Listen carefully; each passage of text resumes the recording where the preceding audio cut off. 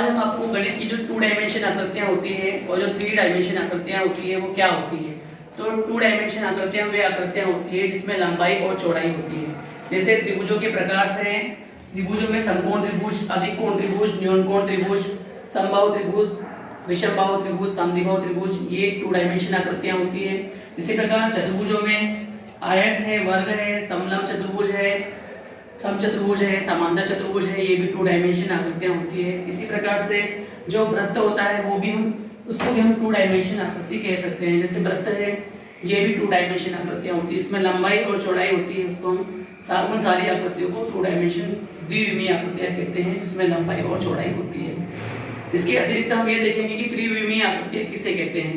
तो त्रिविमीय आकृतियाँ वे आकृतियाँ होती है जिसमें लंबाई, चौड़ाई और ऊंचाई होती है, उनको हम कहते हैं त्रिविमीय आकृतियाँ। जैसे हमारे पास ये घनाभ है, घन है, गोला है, अर्धगोला है, बेलन है, शंकु है, ये सभी आकृतियाँ त्रिविमीय आकृतियाँ कहलाती है। जैसे हमारे पास में ये जो घनाभ है, इस घनाभ की लंबाई आपको दी हुई यहाँ से यहाँ तक इसकी लंबाई हो जाएगी और यहाँ पर इसकी चौड़ाई हो जाएगी। इस प्रकार से ये वाला जो कोना है ये इसकी ऊंचाई हो जाएगी। तो ये सारी आकृतियाँ घन, घनाभ, गोला, शंकु, बेलन, अर्धगोला, शंकु का चिन्ह, ये सभी क्या कहलाएगी, त्रिविमीय आकृतियाँ कहलाएगी। जैसे हमारे पास शंकु है, ये भी त्रिविमीय आकृति है, घन है, ये भी त्रिविमीय आकृति है। इसी प्रकार यहाँ पर ये जो सिलेंडर्स दिया हुआ है, बेलन है, ये भी त्रिविमीय आकृतियाँ होती है।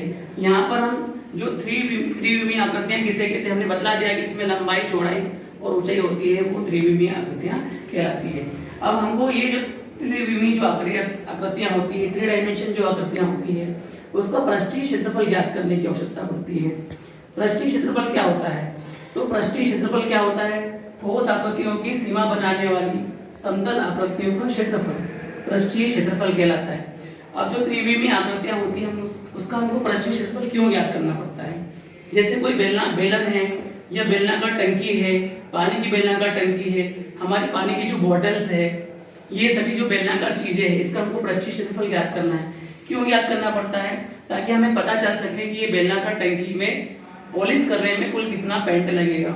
इसके लिए हमको इसका पृष्ठीय क्षेत्रफल ज्ञात करना पड़ता है। इसके अतिरिक्त अगर हमारे पास में कोई घन है या घनाकार हाउस बना हुआ है, कमरा बना हुआ है, तो उसका हम पृष्ठीय क्षेत्रफल ज्ञात करते हैं। क्यों ज्ञात करना पड़ता है?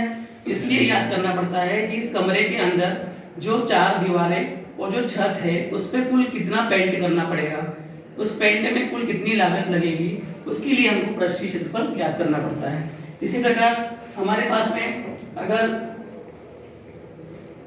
शंकु है या हमारे पास में कोई घन है, घनाकार ब्लॉक बना हुआ है या घनाकार संदूक बना हुआ है, इसकी हमको रचना करना है, इसको बनाना है, तो इसका पृष्ठीय क्षेत्रफल हम ज्ञात करेंगे। जब इसका हम पृष्ठीय क्षेत्रफल ज्ञात करेंगे तभी इस घनाकार पेटी को हम संदूक को बना सकते हैं। इसलिए हमको पृष्ठीय क्षेत्रफल ज्ञात करने की आवश्यकता पड़ती है। उसके बाद आयतन क्या होता है? आयतन क्या होता है? ठोस आकृतियों के द्वारा या किसी पदार्थ के द्वारा जितना स्थान घेरा जाता है वो उसका आयतन कहलाता है। जैसे हमारे पास में ये छोटा सा सिलेंडर दिया हुआ है, छोटा सा बेलन दिया हुआ है, इस बेलन के अंदर कुल कितना पानी होगा, जितना पानी होगा वो पानी का आयतन कहलाएगा। इसी प्रकार हमारे पास में एक बोतल दे रखी है या फिर एक बीकर दे रखा है, ये बीकर दे रखा है, ये बीकर भी कैसा है, बेलनाकार है। इस बीकर के अंदर कुल कितना पानी आएगा, उस पानी की मात्रा को ज्ञात करने के लिए इसका आयतन ज्ञात किया जाता है। हम पानी की बोतल में हम पानी पीते हैं, उन बोतलों में हमको देखना है कि हमारे पास में जो पानी की बोतल है उसमें कुल कितना पानी आता है। उसके लिए हम क्या करते हैं, बेलन का आयतन का फार्मूला लगा लेंगे और जो हमारे पास जो बोतल रहेगी, बोतल का जो निचला सिरा है वो कैसा रहेगा, वृत्ताकार रहेगा। उस निचले सिरे का हम व्यास निकालेंगे, व्यास से उसकी त्रिज्या निकालेंगे और जो बोतल की जो टोटल हाइट है, ऊंचाई है, उसको हम निकालेंगे। इस प्रकार हमको त्रिज्या पता चल जाएगी, उसकी ऊंचाई पता चल जाएगी। इस प्रकार हम बेलन का जो आयतन का सूत्र है पाई आर वर्ग एच, उस फार्मूले का प्रयोग करके हम बता सकते हैं कि हमारे पास जो पानी की बोतल है उसमें कुल कितना पानी आ सकेगा। इसलिए हमको आयतन ज्ञात करने की आवश्यकता होगी। इस प्रकार हमने यहाँ पर एक प्रोजेक्ट बना रखा है। इस प्रोजेक्ट में हम देखेंगे कि एक घनाकार ब्लॉक है, इस घनाकार ब्लॉक के ऊपर एक अर्धगोला अध्यारोपित है। तो इस प्रकार से ठोस आकृति बनी है। घनाकार ब्लॉक और अर्धगोलाकार भाग के संयोजन से एक ठोस आकृति बनी है।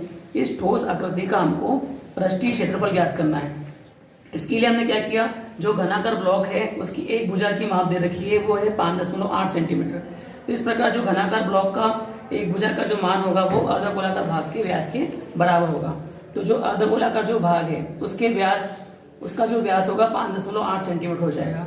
तो जो अर्धगोलाकार जो भाग है उसकी हम जब त्रिज्या निकालेंगे तो 5.8 में हम जब 2 का भाग दे देंगे तो 2.9 सेंटीमीटर हो जाएगा।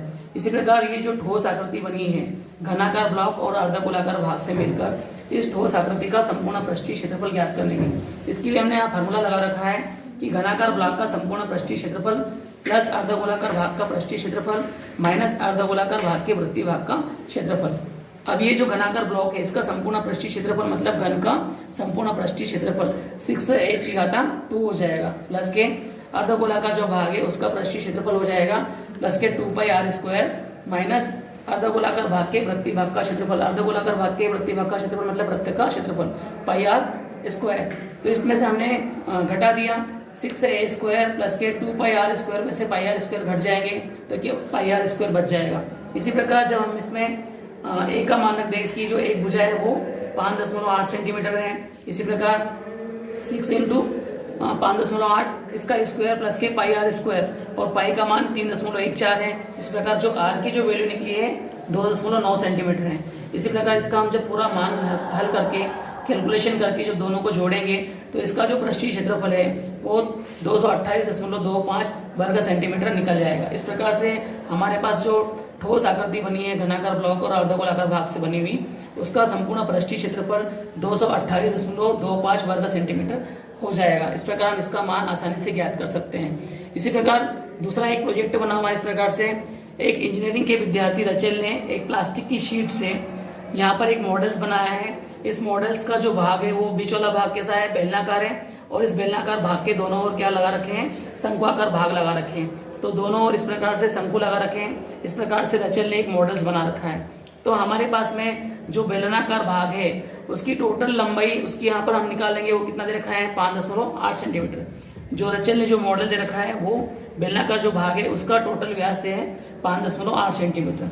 इसी प्रकार जो शंक्वाकार भाग है उसका भी व्यास वही होगा जो बेलनाकार भाग का व्यास है, क्योंकि इसी के ऊपर शंक्वाकार भाग अध्यारोपित है। इस प्रकार हम रचेल द्वारा जो मॉडल बना हुआ है इसके अंदर कुल कितनी हवा की मात्रा आएगी, इस हवा की मात्रा को ज्ञात करने के लिए हमने यहाँ फार्मूला लगा रखा है कि बेलनाकार भाग का आयतन प्लस के 2 शंक्वाकार भाग का आयतन। तो बेलनाकार भाग का आयतन बराबर क्या हो जाएगा πr²h। इसी प्रकार 2 शंक्वाकार भाग का आयतन मतलब शंकु का आयतन, शंकु का आयतन कितना है 1/3 πr²h। इस प्रकार जब दोनों के आयतनों का हम यहाँ पर h1 और h2 की वैल्यू जब रख देंगे और इस प्रकार कैलकुलेशन के द्वारा हम इसको जब हल करेंगे तो इसका जो टोटल आयतन निकल जाएगा 267.75 घन सेंटीमीटर। इसके अंदर, इस मॉडल के अंदर इतनी हवा समाहित होगी, इसलिए हमने प्रोजेक्ट बनाया है। Thank you.